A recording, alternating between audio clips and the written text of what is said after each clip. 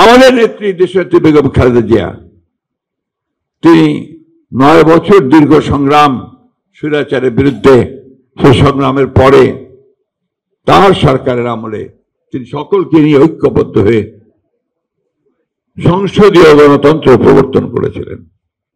এই একটা বিশাল একটা মৌলিক সংস্কার।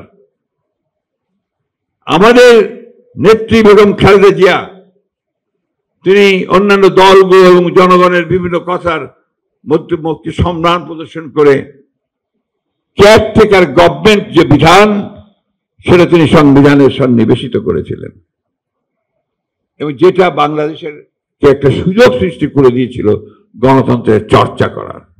এবং এটা সবাই স্বীকার করবেন যে 3টি ইলেকশন সেই কেয়ারটেকার গভর্নমেন্টের অধীনে হয়েছে, সেই 3টি ইলেকশনই ছিল সবচাইতে ভালো ইলেকশন, এবং নতুন একটা সুযোগ একটা সৃষ্টি হয়েছিল গণতন্ত্রকে প্রাতিষ্ঠানিক রূপ দেওয়ার এবং অর্থনীতিকে আপনার মুক্ত বাজার অর্থনীতির দিকে নিয়ে যাওয়ার। এই সংস্কারগুলো বিএনপির। ভ্যাট আরোপ করেছিলেন আমাদের অর্থমন্ত্রী সাইফুর রহমান সাহেব, প্রচুর সমালোচনা হয়েছে। এমনকি আমাদের ওবায়দুল খান সাহেব প্রথিতযশা সাংবাদিক তার হলিডে পত্রিকায় লিখলেন, হেডলাইন লিখলেন, ওয়ান ম্যান ডেমোলিশেস, অর্থাৎ একটা মানুষ সব শেষ করে দিল। কিন্তু প্রমাণ হয়েছে যে ভ্যাট এটা বাংলাদেশের বর্তমান অর্থনীতিকে শক্ত জায়গায় নিয়ে আসার পেছনে কাজ করেছে।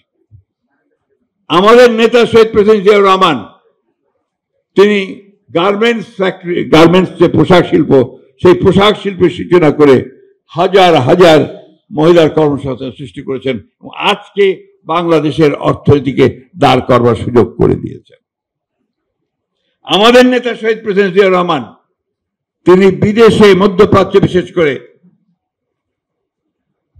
শ্রমিক পাঠানোর ব্যবস্থা করে কর্মসংস্থানের ব্যবস্থা করেছেন।